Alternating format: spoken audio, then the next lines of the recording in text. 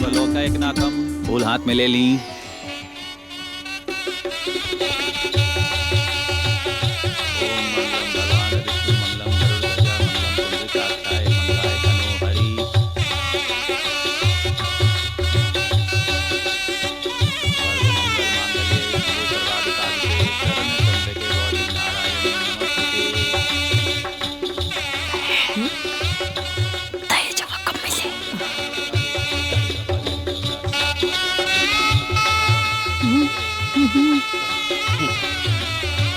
ए, समझी जी, आई जरा 2 मिनट। अरे उठी ना, आई ना, आई ब्याह होत रही। आई आई आई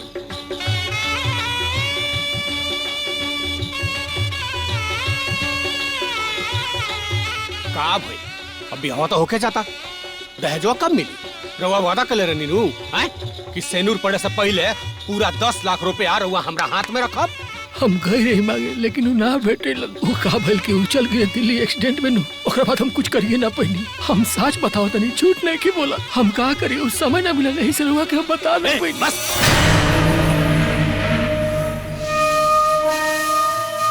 मूर्ख समझता नहीं हमरा के, हैं? बेवकूफ बना रहल बनी, बहुत लौकता नहीं हम। तेरा खातिर खड़ा हो जाई। हो गए, देख लानी राउंड उठा।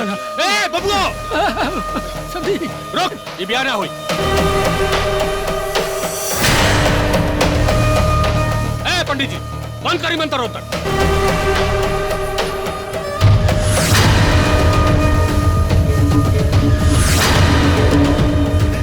का करता नहीं समझी जी, या मत रोकी, या हो जाए। हार खींचना,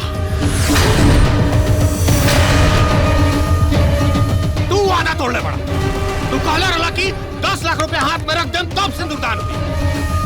का हो गई, का भाई? अरे का हो गई, मूर्ख बनावता नहीं। बहुत तरह से पैसा देवेला रहा है, वो दिल्ली चल गई। अरे वो दिल्ली गल, कलकत्ता गल, कि अमेरिका के लोसा के क्या होता जहाँ की तरह होता रहा कि चला के सब बियाह करा देबा, ओकरा बाद हमनी के ठेंगा दिखा देबा, पहाड़ा पड़ा होता रहा हमनी के। ना ना ना, बिल्कुल ना।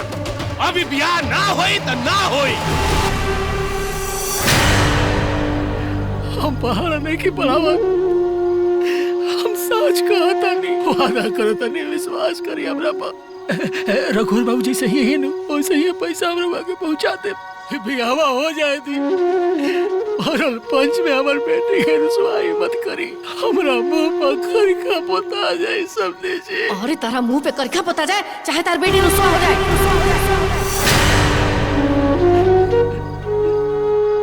वादा कइले बड़ा ना, तब पूरा करा, ना तो बारात वापस जाई।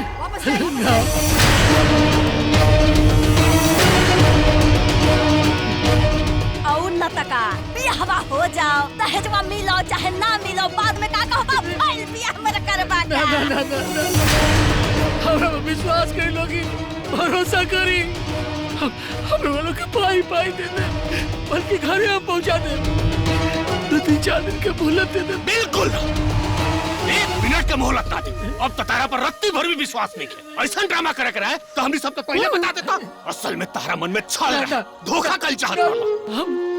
हम कोनो छल पर बचने की कहले, हम सच कहता नहीं। गलती हो गई कि हमरा पता चलते रहा कि ना पता पैनी। बसत ने हमरा के माफी कर दी। अब तो बियाह ना हुई।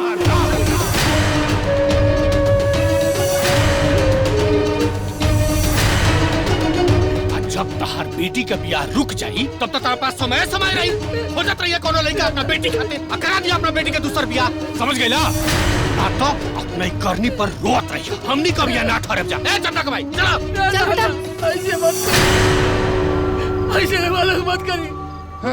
हमारी इज्जत मिट जाए, हमारे मुंह पे करखा पोता जाए। हम कहीं के नारा पाए समझे जी। हमारा बेटी पर रहम करी, इलाचार बाप मेरे वालों यकीन करी। पैसा आपके मिल जाए, हम लोग आके घर पे पहुंचा दे। ए बेटा, तू तेरे बाप के बेटी मालूम, हर बाप के मजबूरी समझे के चाहिए। तू अपन बाबूजी के समझाओ बेटा। हम काहे समझी? हमार बाबूजी जौन कहा तरन एकदम सही कहा तरन। तोहरा सबके गलती बा। और नाटक का वो दिन तो बड़ा सीना ठोक ठोक के कहत रहा, अब नाटक का है? अरे नाटक ना, चालाकी है चालाकी। अपन ठोक बुद्धि दिखा बता रे, इनके आंसू पे मत जाई हलोगन। अरे हम चोर बेईमान ठग नहीं, भरोसा करी हमरा पर, सच कहता नहीं।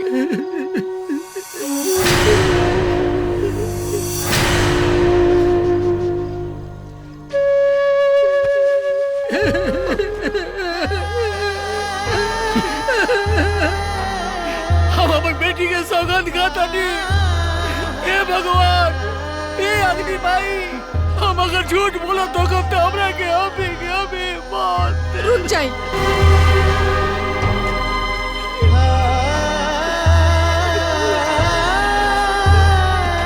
इरवा का करतानी? यहाँ हम अपन बेटे के मांग के सुहाग खातिर मंडप सजौले बानी और यहाँ रवा हमार मांग के सिंदूर मिटाई चाहत बानी। का करी शांति, का करी? ये लोग बारात लेके जा रहल बा। तो जाए दी ना, तो रवा कितना गिड़गिड़ाई, कितना भरोसा दिलाई भी लोगन के। इन लोग जाना रिश्तेदार बन के रिश्तेदारी निभावे ना, व्यापारी बन के व्यापार करे आयल बड़न। राव रासू और इज्जत और रिश्तेदारी के कोनो मोह माया नहीं खेल लोग के नजर। जाय दी लोगन के, जाय दी। वाह रे वाह, हाई देखा इनका तेवर, पति एजा ड्रामा पसारता, अब मेहरारू तेवर दिखावती है। ए जी देखत कवानी, चलिए जा से। हाँ चला, ए बेटा चल। ते चुपचाप का देखता रे? सुनात नहीं के बाबूजी का कहता रे? चल चल खबरदार,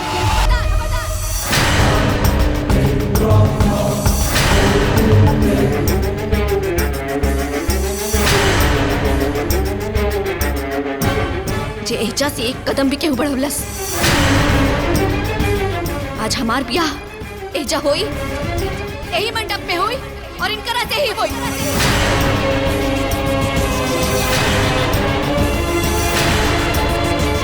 ना तो ये जोड़ा में डोली के बजाय अर्थी उठी, ना तो ये जोड़ा हमार सुहाग बनी, ना तो कफन।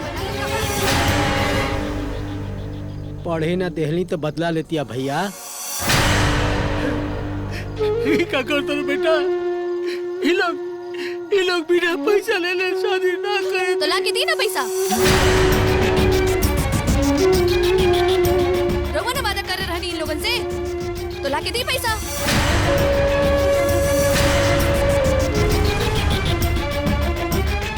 हम तो ब्याह करब और इन्हीं से करब, इन्हीं के घर पे जाई, ना तो ये जोड़ा में हम अपन जान दे दे।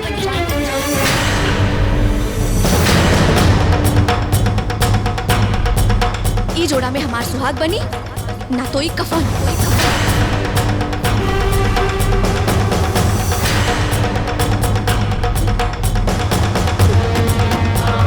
क्या कहते रे बेटा? हे भगवान, अब क्या करे?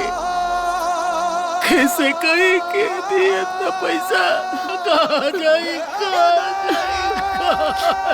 संभालिए अपने आप।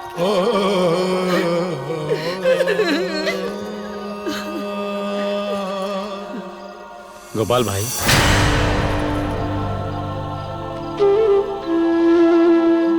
घबरा मत, हम देव 10 लाख रुपया तोरा के।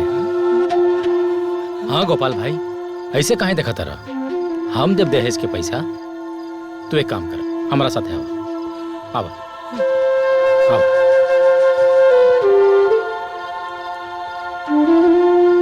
देखा गोपाल भाई, अगर बारात वापस चल जाई तो हर बेटी आत्महत्या कर ली, सगरो इज्जत मिट्टी में मिल जाए, फिर ना इज्जत बची ना बेटी। हम तो के पैसा देता नहीं, लेकिन एगो शर्त बा मोहन भाई। कैसन शर्त? अरे रोड साइड में जौन तोहार 10 कट्ठा जमीन बा ना, वो हमारा नामे कर दो, वो बिहाने। बोला शर्त मंजूर बा तो पैसा मंगाई। अरे सोचा मत, फैसला करा फैसला। यही समय तो हर इज्जत और बेटी की जिंदगी दोनों दाव पे बा। बोला बोला बोला, अरे शर्त मंजूर बा कि ना? बोला। ठीक बा, हम जमीन रवा नाम कर दे। हाँ चल चल चल चल आओ चल। हाँ। अरे पंडित जी ब्याह कराई, मंत्र पढ़ी। हे संधि जी ब्याह होके दी। ठीक है।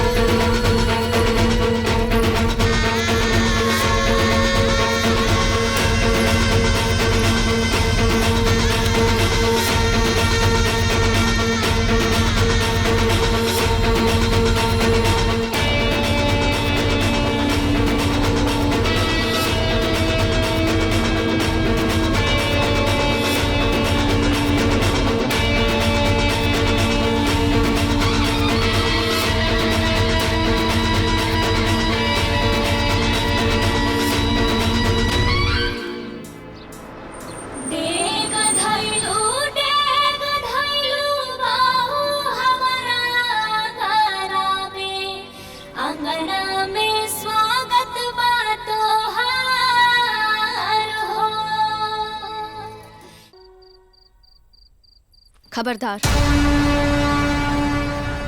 का भइल? रहुआ के हम अभी तक अधिकारे नहीं खे देनी, तो उन्हें हक से रहुआ हमारे घूंघट उठावे आई नहीं। हाँ शिवानी, में अधिकार के बाद कहाँ से आ गई? शादी भइल बा, हमार पत्नी हो तो हमार। शादी ना सौदा भइल बा, वो 10 लाख में 10 लाख। और हमार बाबूजी ओकरा के खेत बेच के चुकवले बाड़े। ई घर में रहे की कीमत, कमरा में रहे की कीमत, तो हम जैसे चाहब वैसे रहब। निकल जाए यहाँ से। Just shut up. निकल जाए यहाँ से। Get lost from here.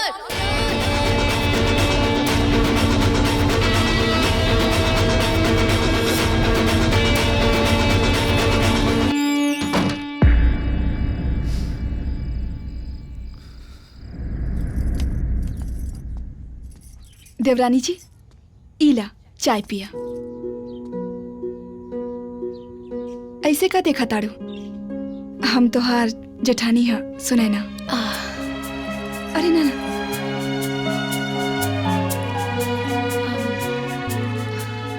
कहीं नजर नहीं आई नी, न दुआर छिकाई में, न मुंह दिखाई में, कहीं भी नहीं खी लोकल। सासू जी सामने आवे से मना कैले रही, कहे कि विधवा है ना, तो कोनो शुभ कार्य परोच में बेवा विधवा के छाया ना पड़े के चाहिए। ए सुनाए ना महारानी, सुनात नहीं खे का हो? बुआ जी बुलावत नहीं, हम जाता नहीं। हाँ जी बुआ जी। जी बुआ जी, का होता है कोठरिया में दुल्हन के?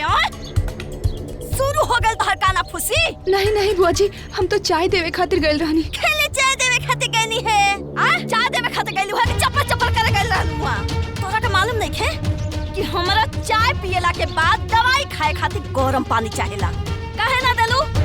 हम अभी लेके आवत हनी। ए महारानी, और हाँ जाके जल्दी से नाश्ता तैयार करा। चन्ना के बाबूजी के बाहर जाए के बा, और ना कान खोल के सुन ला, ताक झाक छोड़ के काम पर ध्यान दे, काम पे। अब चला जा। का भाभी, हम तेरा कहले रही ना कि हम ड्रेस तैयार करके रखिया। बता अब हम का पहन के जाई कॉलेज? तहर कपार देखा तो रुमाई। अरे कर्म जल्दी के काम पे मन लगी तब ना महारानी बन के रहल चाहता रही। महारानी पहले तो हमरा बेटा के खा गली, अब हमनी के खा चाहता रही। और देखा टूटुला मत ढारा, अब चला जा चुपचाप। कर्म जल्दी कहीं के पैसा पाई के रुआब छाड़ा तारू ना।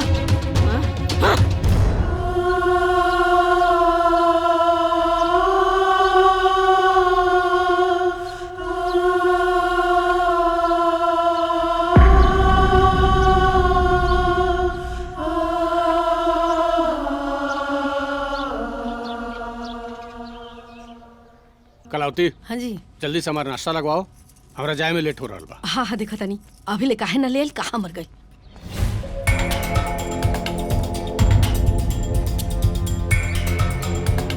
हाँ ई नाश्ता सबके कमरा में जालन हो हेजा काहे लगाओ तरू। देवरानी जी कहली है कि सबके नाश्ता एक के साथ लागी। देवरानी जी उनकर हुक्म माने लगलू। इतना उनकर हिम्मत हो गई कि आवते अपन हुक्म चलावे लगली कि सास के सामने बैठ के नाश्ता करी है, ससुर के बराबरी करी है। वो बराबरी के बात ना है माता जी, बात है अहमियत की। ये घर में केकर का अहमियत बा। अच्छा तब तू हमनी के अहमियत सिखाईबू ना, इतना तार हिम्मत हो गई। अरे अभी हाथ के मेहंदी सुखल ना, पैर के महावर छूटल ना, सास ससुर के सामने ऐसे घूंघट उठा के बात करबू। कैसे सास?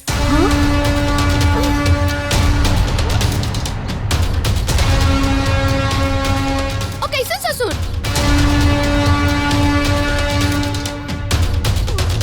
ई घर हमरा खातिर कोनो होटल से कम नहीं खे। और एजा रहे खातिर हमार बाबूजी 10 लाख रुपया देले बाड़े।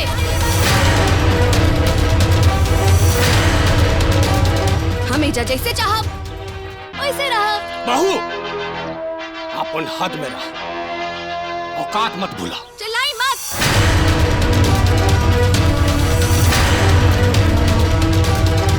चिल्लाई मत।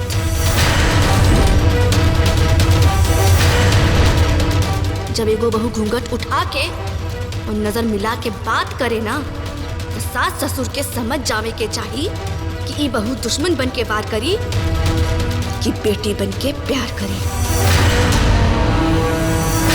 खबरदार भौजी, ये कैसे बात करा करूं माई बाबूजी से? ओ ले ले ले ले ले। अरे ननद जी, अभी तो शुरुआत है। अरे हम रउआ लोगन के ऐश करे खातिर थोड़ो ना अपन बाबूजी से लड़ झगड़ के एजा पैसा लेनी हो। हम तो अपने ऐश करे खातिर पैसा लेनी हो। और कान खोल के बात सुन ला हमार।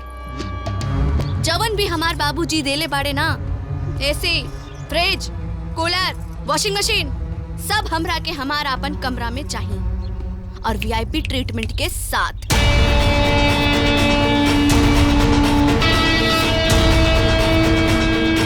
खाना, पानी, चाय, नाश्ता, सब कुछ हमरा के हमार कमरा में चाहिए।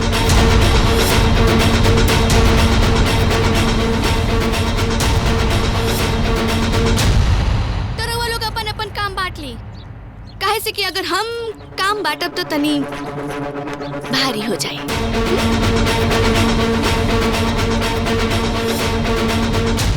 देख ले लू चंदवा के माई। अरे ई पतो ना है तोहार, पतुरिया हिया पतुरिया। देख लू है कैसे एकदम पल्ला फेंक के अब फुप फुप फुप करतिया नागिन की तरह। हमरो नाम कलावती है। ऐसा नागिन लोग के फन ना हम कुचले अच्छी तरह से जानी ली। आवेदी से खरवा के इनकरा एसी के ना विदेशी के हवा खिलावत। राम राम शंभू बाबू, राम राम मलकिन। आओ बैठो। का बात बा, आज आने का रास्ता कैसे भूल गई? शंभू भाई, हम अपन देखल रास्ता और कई वादा कभो ना भुलाइला। रउआ लोग से कहले रहली ना कि बिटिया के खातिर ऐसा रिश्ता ढूंढ के लाई कि बिटिया के तकदीर राउल लोग के मन दोनों निहाल हो जाई।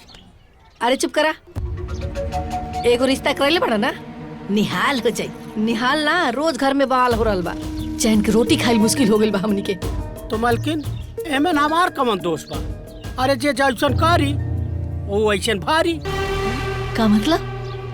मतलब ई कि ऊ दिन आप लोग कम थोड़ी बवाल कैले रहला। अरे तो लोग छोड़ो वो सब बात, जन बीत गई बात वो बिसर गई बात। अच्छा तब ई बतावा कि कैसन रिश्ता दिखला हमरा बेटी खातिर।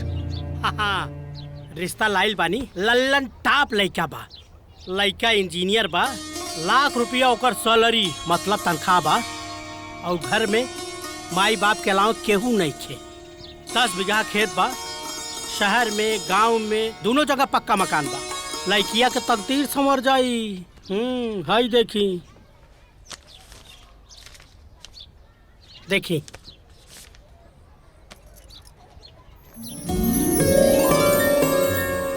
शंभू बाबू, दिया लइके खोजबा ना तो ऐसा लइका ना मिली।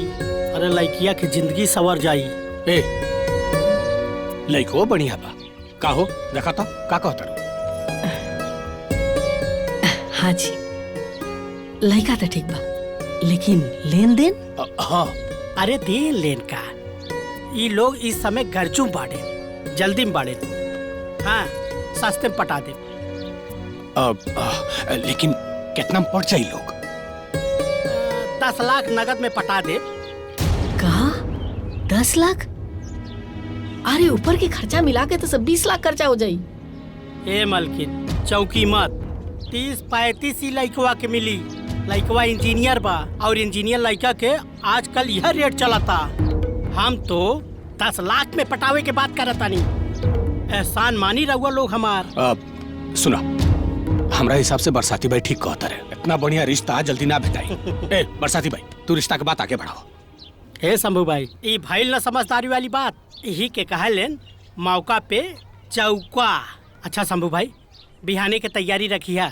काल आई। राम हाँ, राम राम। राम राम। ड्राइवर, गाड़ी रोका।